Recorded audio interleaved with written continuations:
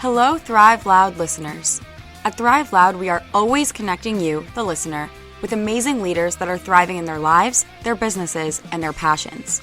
We also have had hundreds of thriving women that have been featured on this podcast. Continuing this important effort, Thrive Loud with Lou Diamond, Success.com, and Clubhouse have joined together to create a special series called Elevating the Brilliant Minds of Women. You'll get a chance to learn about these incredible initiatives of women across the globe, hear about how they are thriving, and how you can connect with them today. Enjoy this amazing conversation, and after the episode, learn more about this powerful initiative. There is only one man who would dare give me the raspberry. Lou Diamond. It's time to take an inside look at those that are taking their lives, their businesses, and their passions to the next level. Get ready to thrive loud with Lou Diamond. Welcome, everyone, to another episode of Thrive Loud with Lou Diamond, connecting you to the most inspiring and amazing people that are thriving each and every day. I'm your host, Lou Diamond. Today on Thrive Loud, we have a master transformational mentor. Her book, the Amazon #1 bestseller, Heal Your Mind, Heal Your Life, and the Mindset Mastery Method help people shift quickly and transform their lives from the inside out. Continuing our amazing series with Success.com, Elevating the Brilliant Minds of Women, Thrive Loud listeners, Monica Dubay. Monica, how are you today? Just great, Lou. Thank you. I'm so excited to be here. Monica connected with us on the lovely platform of Clubhouse and this room that was there, and initially had sent out an inquiry with the many, many people that did not. And then we reconnected and I said, oh no, we have to have you on. So we made sure we bumped you into our little program here. And I'm so glad to bring you up because you got a pretty cool story. Thank you. How did this thing become your gig, the work you're doing now as this master transformational mentor? Well, it was a big journey that started about 30 years ago when I was in New York City, and I had given up music, and music was my love. It's what I wanted. I had a master's in performance as a clarinetist, and I found that I couldn't really do that for a living. There were a lot of reasons why, but I ended up working in Wall Street in banks and insurance companies, and doing in the tech field. And at one point it got so, I got so depressed because it was so depressing to just be sitting in a cubicle all day long by myself and not connecting with people and not playing music. And so for about 6 months, I just got super depressed and I got on my knees. And at one point I tried to do hypnosis. I tried lots of things, but nothing really did it until I found this path called A Course in Miracles, which gave me a mind training, something I could practice every day, and having been a musician, I knew that practicing made it, is the key, right? Discipline, do something every day and your life will change. Well, I started working with the lessons of the Course in Miracles, and my life really started to change very rapidly. Within a couple months, I was like feeling so much joy and happiness, like I'd found my reason for being here. And it gave me so much relief from the anxiety and depression that I knew that my life was going to be different from that moment on, because I also started to hear a voice speak to me very loud and clear. Okay. And so that's how it all began. Talk to me about the voice that you're hearing loud and clear. What was it directing you in a certain message? Absolutely. This was in the late 80s. And back then, AIDS was a huge epidemic, and people were dropping dead. And it was really a tragic place to be, to watch people going through such suffering. And I happened to know Marianne Williamson at the time, and I was attending her lectures. And the voice said to me, "You're going to quit your job and go work for Marianne." And I'm like, "I'm going to what?" Who said that? But sure enough, she was giving a workshop, and I went to the workshop as a volunteer. I would volunteer for her. And I ran into her in the bathroom and I said, I've got this voice in my head that keeps saying I'm going to work for you. And she goes, "Oh, that's cool." And I'm like, "It's kind of weird." She goes, "No, that's how this works." And the next thing I know, I was hired. And so my life changed dramatically after that. And spiritual connections and balancing that out with purpose. Obviously, look, you had a connection to music. Yeah. I think we all can understand, working in a cubicle, how lonely that can be. Not everybody gets to hear a voice. Not everyone gets to have that connection. Do you think there was a reason that you were able to tap in at that moment of your life? I think because I had hit that real bottom and I was really desperate, and I cried out at one point, like, I think I'm going to die. So I need help. And because I think I totally asked for it, I invited it in, it just showed up. And I had been a spiritual person, like in my childhood. I grew up in the Catholic Church, but I had left the church. And the story about that is in my book. But I had left the church and really went on my own path after I got out of high school. So I really had to really kind of own it, like this voice isn't going away, and it's actually making me feel really good. Like there's a reason for me to be here. There's a reason for me to show up and dedicate my life to something that is beyond what I thought my life was going to be.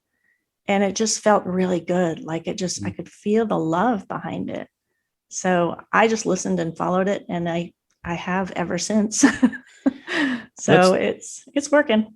Monica, can you share with the listeners who you work with and who you help? I think, obviously you had a moment where you can literally say that you were the one needing the help and then found a way to a direction that led you in this way. Talk about the people that you work with and help get them on the right path.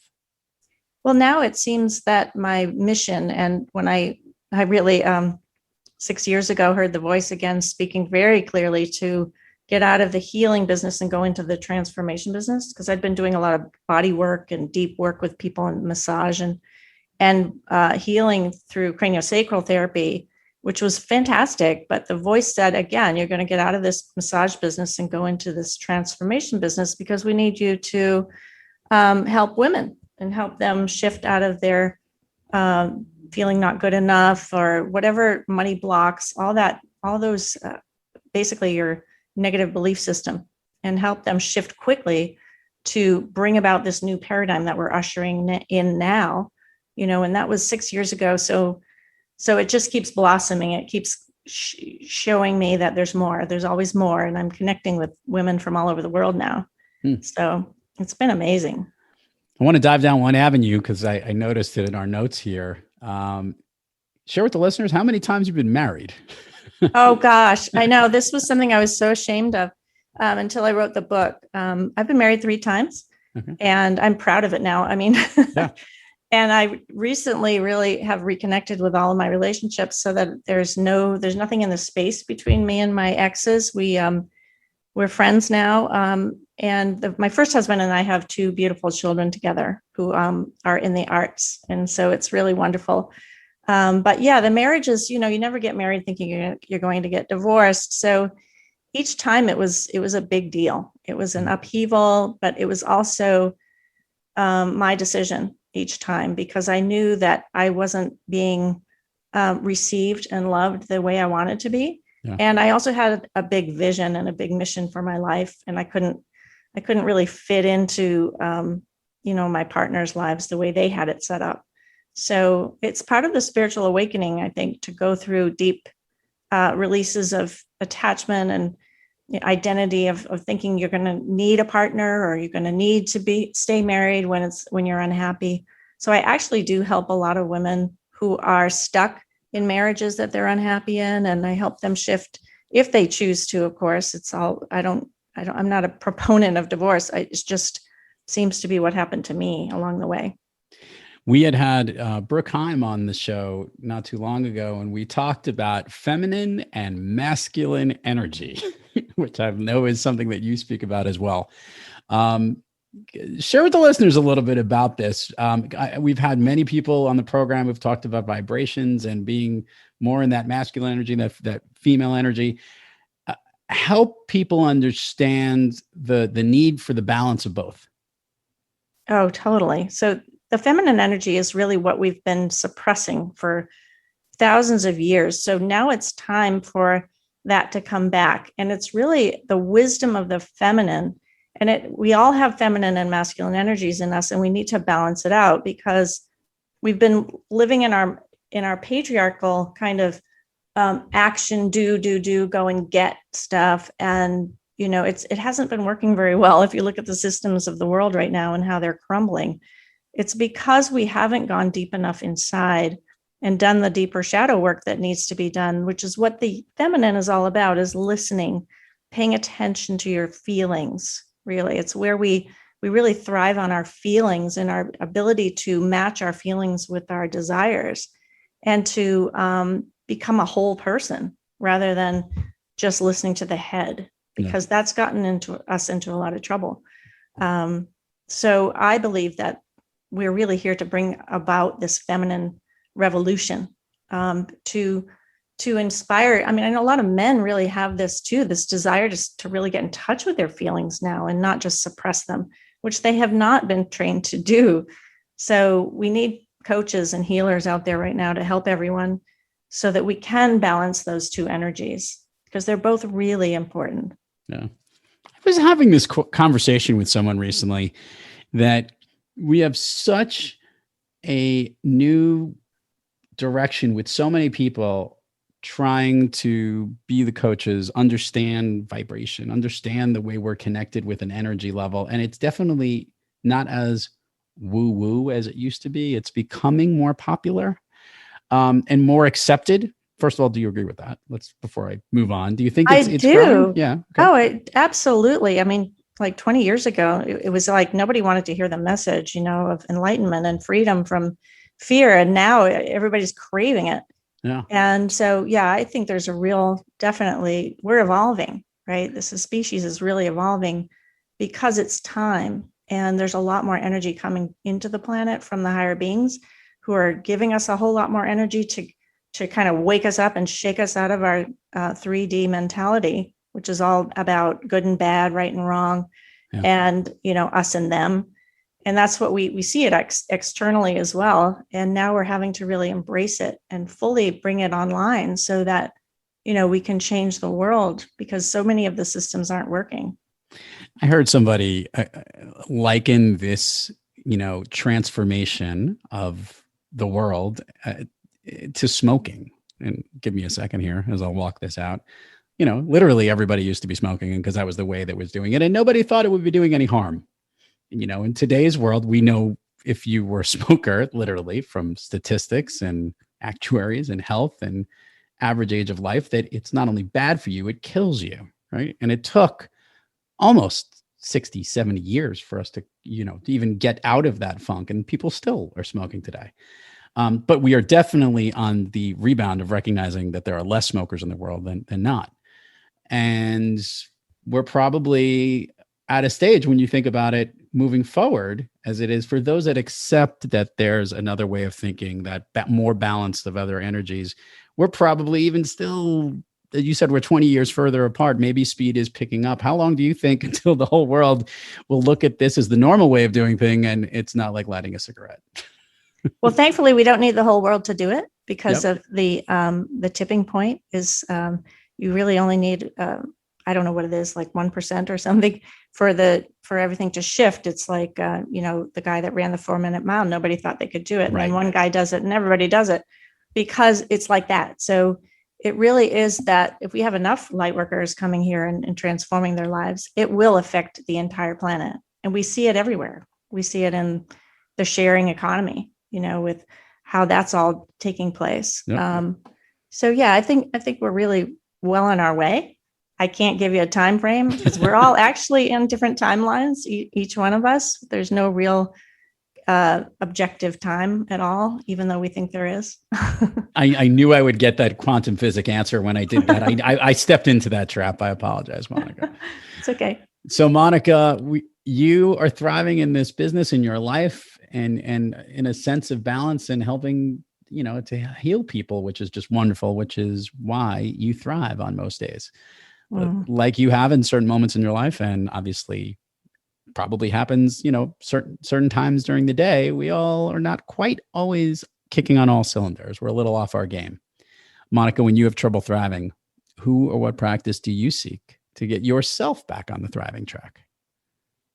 Well, I have to say, A Course in Miracles lessons are really what I have lived my life by. And it's amazing to me that the more that I read it and do these lessons every day, they still go to a deeper level than I've ever experienced before.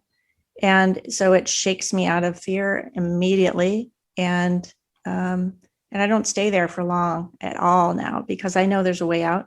I also do Byron Katie's 4 questions, which I think is remarkable. I use that in my practice as well, because you don't have to have any kind of spiritual alignment or language. And, within 20 minutes, you can shift a belief that may have been keeping you stuck and feeling guilty and in pain for decades. And within 20 minutes to a half an hour, you're freed of it. And I've had that experience over and over and over, and with my clients as well. So I love her work. And I just think it's the most profound thing to really do the self-inquiry and release the beliefs that we're holding. It's not hard to learn. So I teach people how to do that for themselves as well. Spectacular. Monica, let's do the admin part of the show. Can you share with the listeners all the places people can find you? Websites, URLs, links, things you got going on. We will put in the show notes, but it gets more engagement when they hear it from you. So my website is monicadubay.com. It'll redirect to Heal Your Mind, Heal Your Life, which is the name of my book. You can find me on Facebook under Monica Dubay. I have a page under that name, and my personal profile there. Twitter, same thing, Monica Dubay, and Instagram is Monica J. Dubay.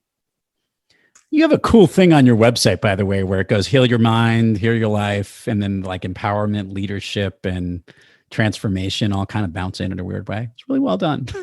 Thank you. It's been up here the whole time we've been talking, and I'm watching it happen and go, that's kind of We'll make sure all the listeners see the links to this. Okay. Prepare to go down Fun Street. Would you be willing to do that with me, Monica? Of course I would. I'd love it. Okay. Now, I already know what the answer is, but I want you to share with the listeners what your all-time favorite movies are. And I get why they are, but maybe you could share with the listeners what they are. I'd have to say first, Field of Dreams. If you build it, they will come. So I'm the voice, a living testament of that, and hearing the voice. And Sleepless in Seattle, I love it. It's such a romantic and wonderful movie, and it really shows that you can't settle for somebody that that you're not really totally in love with. And I'm a real romantic, so I just love that movie, and of course the music is fantastic as well. And also, I guess, a sign. The movie's all about like signs and hints of maybe a higher messaging and a power. I mean, like bringing those two people together from across the continent, to New York City and stuff like that. Pretty Absolutely. Cool. And I love New York, so I love the top of the Empire State Building. Yep, definitely. Yep. Yeah. All right, Monica, we're going to do the speed round of Fun Street, and here's how it works. I am going to ask you a question. I want the first thing that comes to your mind. And these are things that usually make you feel good, lift you up, motivate you, make you thrive. You ready for the questions? I am. Okay. A song that you love to hear or that pumps you up? Let's Dance by Benny Goodman. Favorite food that's not a dessert? Oh, sushi. A favorite dessert? Creme brulee. An activity you wish you did more of? Sailing. An activity you wish you did less of? Sitting alone. Monica, if I snap my fingers and you can go anywhere in the world, where are you? Barcelona. Have you been? 3 times. Oh. It's my favorite city. And I've been all over the world. And it is your favorite city. I love that. It is. I love Spain. Excellent. Monica Dubay, thank you so much for coming on Thrive Loud today. Keep doing what you're doing. Heal your mind, heal your life. I think it's what we all need, the mindset mastery method. And hopefully you had fun while you were here on Thrive Loud. I had a blast. This was really great. Thank you again for having me. Truly a pleasure. And to all our listeners out there, thank you for joining us. And until next time, keep thriving onward and upward. And remember, be brief, be bright, be gone. Thanks for listening to this special episode of Thrive Loud with Lou Diamond, brought to you by Success.com and Thrive Loud. To learn more about this great program and elevating the brilliant minds of women, head on over to thriveloud.com or Success.com. And make sure to follow Lou at Thrive Loud everywhere on social media to learn more about this special series. Thanks for listening.